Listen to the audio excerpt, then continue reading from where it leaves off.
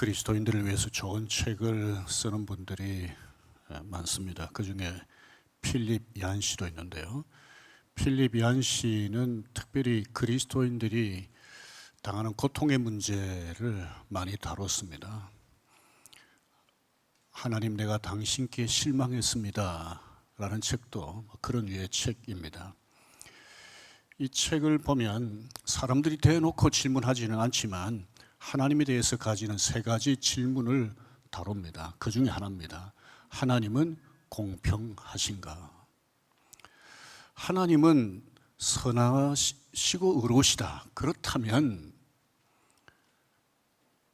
선한 사람에게는 하나님이 복을 주시고 악한 사람들에게는 벌을 주셔야 된다. 그런데 가만히 보니까 악한 사람들이 벌을 받기는커녕 오히려 더 번성하고 의로운 사람들이 하나님께 상을 받는 것보다는 고난을 당하는 경우도 참 많다. 이게 과연 하나님의 공의로움이라고 말할 수 있겠는가? 그러면서 하나님은 공평하신가? 이런 질문을 한 겁니다.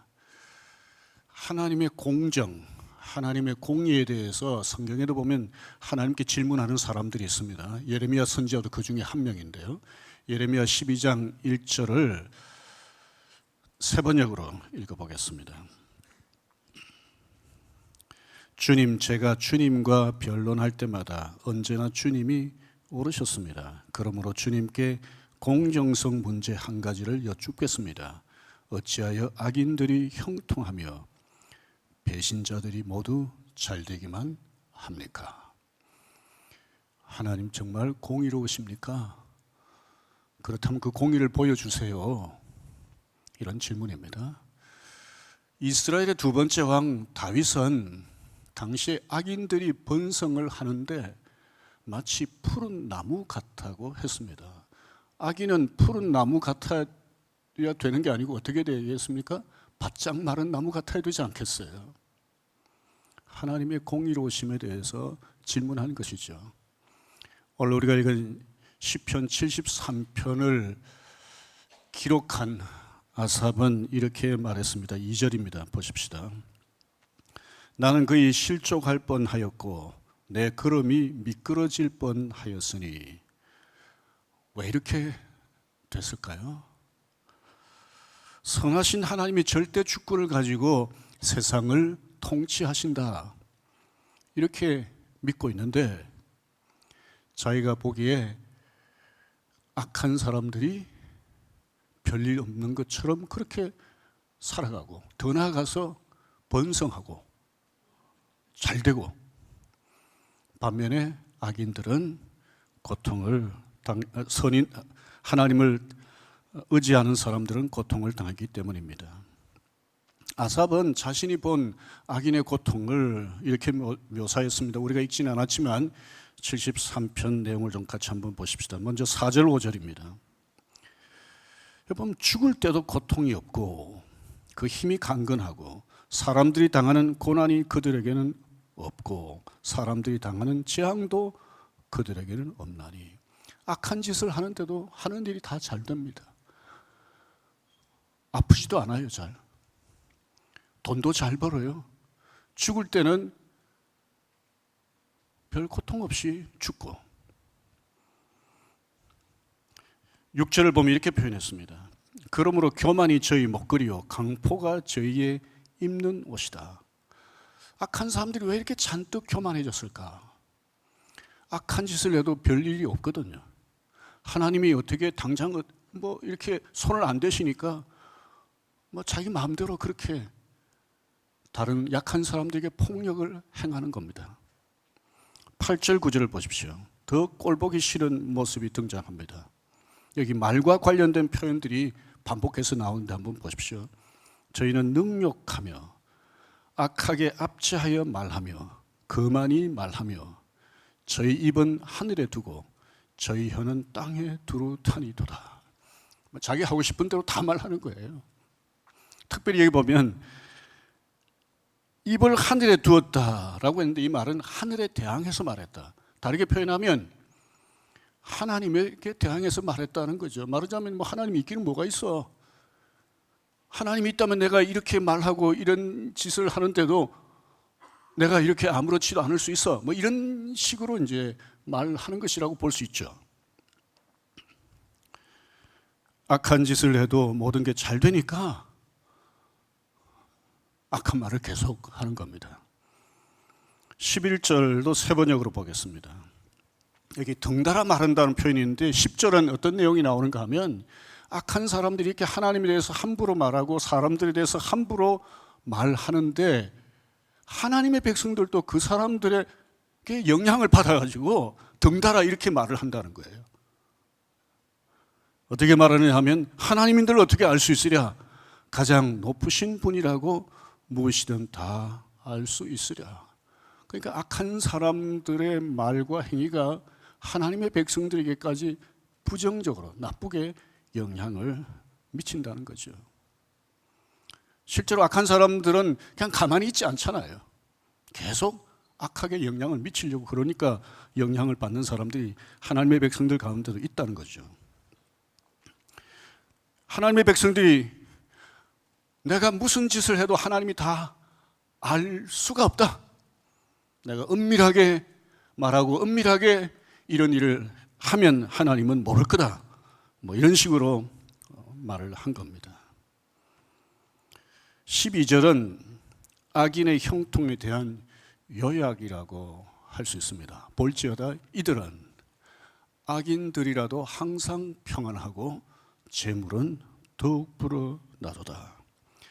아삽 시대가 이랬는데 오늘 우리 시대도 크게 다르질 않습니다. 시편 73편은 오래전에 기록한 것이지만 마치 요즘 우리 시대를 보고 기록한 것이라고 해도 뭐 크게 틀리지 않을 것 같아요. 우리 주위도 못된 짓 골라 하고 하나님 있기는 뭐가 있어? 하나님을 믿는 내 주먹을 믿겠다. 하나님을 보여주면 믿겠다. 하나님에 대해서 온갖 조롱하는 말을 하는 사람들이 있지 않습니까? 그런데 이런 사람들이 하나님에게 벌을 받기는커녕 하는 일이 잘 됩니다. 돈도 잘 벌어요. 잘 아프지도 않아요. 사고도 안 당해요. 자녀들도 공부 잘하고 뭐 좋은데 취업도 하고 막 그러는 겁니다. 다른 사람들에게 거짓말과 폭력으로 고통을 주고 심지어 죽음에 이르게 하는 사람들이 있지 않습니까? 마약을 유통시켜서 사람들의 몸과 영혼을 파괴하는 사람들이 있지 않습니까? 인신매매하는 아주 비인간적인 인간성을 상실하는 사람들도 있지 않습니까? 온갖 나쁜 짓 하는 사람들이 우리 주변에 참 많이 있지 않습니까? 그런데 이런 죄인들이 잘 안 잡혀요. 잡혀도 풀려나는 경우가 많습니다. 벌을 받아도 저지른 악에 비하면 가볍게 받습니다. 더한 건 뭔 줄 아세요? 이런 악한 짓 하는 사람들이 때로는 다른 사람들에게 좋은 사람으로 비춰지는 거예요. 그러니까 어떤 사람들은 환장을 하는 겁니다. 속된 말로. 이런 사람들이 때로는 정치적으로 경제적으로 더 나은 자리에 나아가고 더 많은 부를 얻기도 하고 그러죠. 이런 세상을 보면서 질문할 수 있습니다. 하나님은 왜 가만히 계시는가? 하나님이 계시다면 이렇게 불의한 세상을 두고만 보실 수 있는가? 하나님은 참으로 공의로우신가? 이런 질문을 할 수 있죠. 73편을 기록한 아삽은 악인들하고 다르게 살았습니다. 13절을 보십시오. 내가 내 마음을 정리하며 내 손을 씻어 무죄하다. 무슨 말입니까? 깨끗하게 살려고 하나님 뜻대로 살려고 애를 쓴 거예요. 죄를 깨달으면 하나님 앞에서 참된 마음으로 회개했습니다. 그런데 본인은 어땠습니까? 나는 종일 재앙을 당하며 아침마다 징책을 보았도다. 이렇게 믿음으로 살려고 애를 쓰는데 고통을 당하는데 그것도 잠깐이 아니라 종일 그것도 하루의 고통으로 끝나는 게 아니라 아침마다. 그래서 아삽이 뭐라고 그랬습니까? 13절 끝에 보면 실로 헛되도다. 내가 이렇게 믿음으로 살려고 하는 게 무슨 소용이 있는가? 하나님의 공의로우심을 믿고 하나님을 두려워하면서 하나님의 선한 뜻을 따라 살려고 했는데 이게 뭔가? 이렇게 한 겁니다. 한번 생각해 보십시오. 하나님을 무시하며 함부로 말하고 악한 짓 하는 사람들, 그러니까 아무 일도 일어나지 않고 오히려 모든 게 더 잘 되는데, 반면에 하나님의 사람들은 고통을 당하고 그 고통도 때로는 견디기가 힘들 정도로 큰 고통을 계속 당하게 되면 그 마음속에 하나님에 대한 실망을 넘어서서 하나님에 대한 의심이 생길 수 있지 않겠습니까? 하나님의 뜻대로 살아가는 것, 하나님 나라를 위해서 애쓰는 것, 이거 다 의미 없다, 이렇게 생각하고는 하나님 앞에서 믿음이 흔들릴 수 있는 거죠. 아삽은 하나님의 뜻대로 살아가려는 노력, 하나님 나라를 위한 수고가 헛된 것처럼 느끼면서 뒤로 나자빠질 뻔했다라고 2절에 표현했습니다. 우리 주위에 아삽처럼 믿음으로 살려고 하는 사람들이 있죠. 여러분들 주변에 보면 저분은 진짜 믿음이 좋은 사람이다, 저런 사람에게는 하나님이 복을 주셔야 되는 게 아닌가, 저런 사람에게는 하나님이 은혜를 주셔야 마땅하다, 이렇게 생각하는데 가족이 재난을 당하고 중병에 걸리고 사고도 당하고 하는 일이 잘 안 되기도 하고 자녀가 애를 먹이기도 하고 뭐 이런 일들이 있잖아요. 제멋대로 살면서 하나님을 거역하고 하나님을 조롱하는 사람들은 하는 일이 잘 되고 건강하고 인생을 즐기는 것 같은데 왜 하나님의 사람들은 이렇게 힘들게 살아야 되는가? 이런 것들을 보면서 하나님께 실망하고 이렇게 질문할 수 있죠. 과연 하나님은 공의로우신가? 아삽은 이 하나님의 공의로우심에 대해서 적지 않은 기간 동안 씨름을 했던 것 같습니다. 16절을 보십시오. 내가 어찌면 이를 알까 하여 생각한 즉 내게 심히 곤란하더니, 왜 악인이 잘 되고 하나님의 백성이 고통을 당하는지, 하나님 왜 이렇게 하시는지 하나님 앞에 씨름했는데 도무지 그 이유를 알 수가 없었어요. 그러다가 마침내 아삽이 공의로우신 하나님이 마치 공의롭지 않으신 것처럼 이렇게 세상 사람들에 대해서 그냥 두고 보시는 것 같은 태도를 가지고 계시는지 이유를 알게 됐습니다. 17절을 보십시오. 하나님의 성소에 들어갈 때야. 하나님의 성소, 그러니까 하나님 앞에 나아갔다는 말이죠. 하나님 앞에 나아가서 하나님을 만났을 때 하나님이 아삽에게 구체적으로 어떻게 아삽이 가지고 있던 질문에 대해서 답을 해 주셨는지 알 수는 없지만은 그가 이전에 깨닫지 못한 것을 깨닫게 되었습니다. 그게 무엇입니까? 17절 다시 보십시오. 하나님의 성소에 들어갈 때야, 같이 읽을까요? 저희 결국을 내가 깨달았나이다. 이전에 아삽은 악인들이 현재 누리는 형통함만 보았습니다. 하나님의 성소에 들어가서 악인들의 미래를 본 겁니다. 악인들의 종말을 본 겁니다. 악인들의 종말이 어떻게 됩니까? 18절, 19절을 보십시오. 주께서 참으로 저희를 미끄러운 곳에 두시며 파멸에 던지시니 저희가 어찌 그리 졸지에 황폐되었는가? 놀람으로 전멸하였나이다. 제가 이 말씀을 생각하면서 지진을 한번 떠올려 봤습니다. 여러분, 지진이 갑자기 나잖아요. 땅이 흔들리다가 지진이 나면 땅이 쩍 갈라지죠. 그러면 큰 건물도 빨려 들어갑니다. 잘 달리던 자동차도 땅속으로 흔적도 없이 빨려 들어가 사라집니다. 멋지게 차려입은 사람들도 갈라진 땅속으로 들어가 버리면 더 이상 어떻게 할 수가 없죠. 지진으로 이렇게 모든 것을 삼키고 있는데 어떤 곳에서는 땅이 완전히 이렇게 갈라진 게 아니고 약간 비스듬하게 있을 수 있잖아요. 거기에 매달려 있는 사람을 한번 상상해 보십시오. 살려고 매달려 있는데 조금 시간이 지나면 땅은 점점 더 가파르게 기울어지고, 그러면 더 이상 버티지 못하고 떨어져 버리죠. 그러면 흔적도 없이 사라집니다.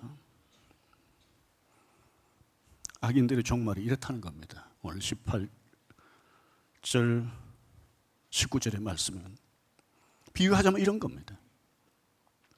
모든 것이 잘 되고 있던 악인들, 평지에 높은 건물을 짓고 멋진 자동차를 타고 다니고 사람들끼리 모여서 희낙락하고 그렇게 하면서 오만 가운데서 하나님을 조롱하는 말도 쉽게 하고 다른 사람에 대해서도 언어 폭력을 비롯해서 실제로 폭력도 행하고 사람도 죽이고 이렇게 하는 사람들, 그런데도 아무렇지 않게 법망을 요리조리 피하고 그래서 모든 것이 잘 되는 가운데서 살아가는데 어느 날 지진으로 갈라진 땅 속으로 빨려 들어가듯이 한순간에 악인들은 망하게 될 것이라는 거죠.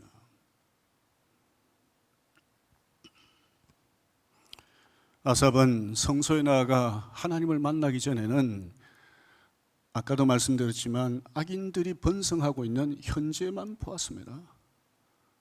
그런데 머지않아서 저 악인들이 어떻게 하나님 앞에 망할 것인가 라고 하는 것을 보았습니다. 전에는 자신이 미끄러운 곳에 서 있다, 아주 위태하게 서 있다라고 생각했는데 하나님의 성소에서 영적인 눈을 하나님이 띄워주시니까 악인들이 바로 마치 지진이 나서 갈라진 그 땅, 기울어진 땅 그 한 곳을 붙들고 발버둥 치고 있는 그런 모습처럼 악인들이 위태한 곳에 있다는 것을 알게 된 겁니다. 20절 말씀을 보십시오. 주여, 사람이 깬 후에는 꿈을 무시함같이 주께서 깨신 후에 저희 형상을 멸시하리라. 여기 꿈이라는 단어가 나오는데요. 여러분들도 뭐 꿈을 꾸시겠습니다만은 저는 뭐 몇 가지 운동을 한번 시도해 보았는데 제일 안 되는 게 수영이더라고요. 수영은 단박 표가 나잖아요. 뭐 다른 운동은 못해도 뭐 대충 이렇게 같이 할 수 있는데 수영은 깔아앉아 버리니까. 그런데 제가 꿈을 꿀 때 자주 수영을 멋지게 하는 꿈을 꿨습니다. 이 꿈을 꾸고 난 뒤에 그 다음에는 수영을 실제로 하면 잘할 줄 알았어요. 안 되더라고요. 악인들의 번성이라는 것은 이런 꿈과 같은 것이다 라고 하셨습니다. 꿈에서는 뭐 우리가 벼락부자도 되고 높은 자리도 얻고 뭐 그럴 때가 있잖아요. 근데 깨보면 뭐 옛날로 현실로 돌아와 버리고 그래서 허무할 때가 있지 않습니까? 악인들의 번성은 일장춘몽과 같아 라고 하는 겁니다. 그동안 아까도 말씀드렸지만 악인들의 이 번성, 지금 누리는 이 번성, 지금 악인들이 가지고 있는 이 건강, 재물, 이것만 아삽이 보았는데 하나님을 만나고 난 뒤는 저 재물 오래 못 간다, 저 건강 오래 못 간다, 저 번성 오래 못 간다, 저 행복해하는 모습 오래 못 간다. 기껏 가봐야 이 땅에서 사는 날까지다. 이 땅에서 사는 날이라는 게 도대체 길이가 얼마나 됩니까?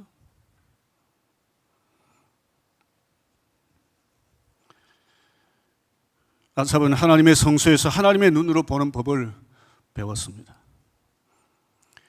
멀리 보는 법을 배운 겁니다. 성소에서 하나님을 만난 뒤에 세상을 바라보는 방식, 인생을 바라보는 방식, 자신을 바라보는 방식이 바뀌었습니다. 어떤 사람이 길을 가다가 목사님을 만나 이렇게 말했습니다. 목사님, 주일에는 추수하면 안 된다고 그러셨죠. 그런데 제가 지난주에 추수했는데요, 아무 일도 안 일어나더군요. 추수한 곡식에도 아무 문제가 없습니다. 목사님이 그 농부를 바라보면서 이렇게 대답했습니다. 하나님은 항상 가을에만 계산하시지 않습니다. 하나님은 조급한 재판관이 아니십니다. 그래서 unhurried judge. 사람은 막 급해요.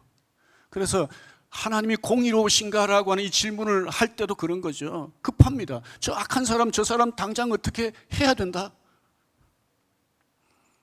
저 하나님 뜻대로 살려고 하는 사람 당장 하나님이 복을 주셔야 된다. 이렇게 좀 급해요. 그런데 하나님은 우리 생각하고 다르게 이렇게 급하지 않으실 때가 있다는 거죠. 때로는 급하게 하시지만 때로는 그냥 느긋하세요. 몰라서 그냥 가만히 계시는 게 아니라 아시면서도 그냥 기다리시는 거예요. 때가 될 때까지. 로마서 1장을 보면 죄인들에 대해서 흥미롭게 표현을 합니다. 악을 행하는데도 하나님이 어떻게 하신다? 그냥 내버려 두신다. 가만히 내버려 두신다. 가만히 내버려 두니까 아삽시대 악인들처럼, 오늘날 악인들도 마찬가지입니다만 이래도 괜찮은가 보다. 하나님이 안 계시는가 보다. 그렇게 생각하면서 악한 짓을 계속합니다. 하나님은 때가 되면 심판하십니다. 하나님이 당장 심판하시지 않는다고 그래서 아무 일 없는 게 아니라는 거죠. 아삽은 이것을 알았기 때문에 더 이상 하나님의 공의로우심을 의심하지 않았습니다. 인생길에 이런 질문이 생길 수 있죠. 하나님, 저 말과 행위로 악한 짓을 일삼는 저 사람 왜 그냥 내버려 두십니까? 왜 저 사람이 저렇게 못된 짓을 하는데도 하는 일마다 다 잘 됩니까?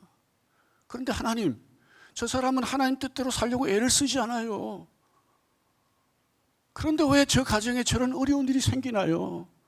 그것도 빨리 해결이 되지 않고 오랫동안 기도하고 있는데도 빨리 저 문제가 해결되지 않도록 그냥 왜 내버려 두시나요?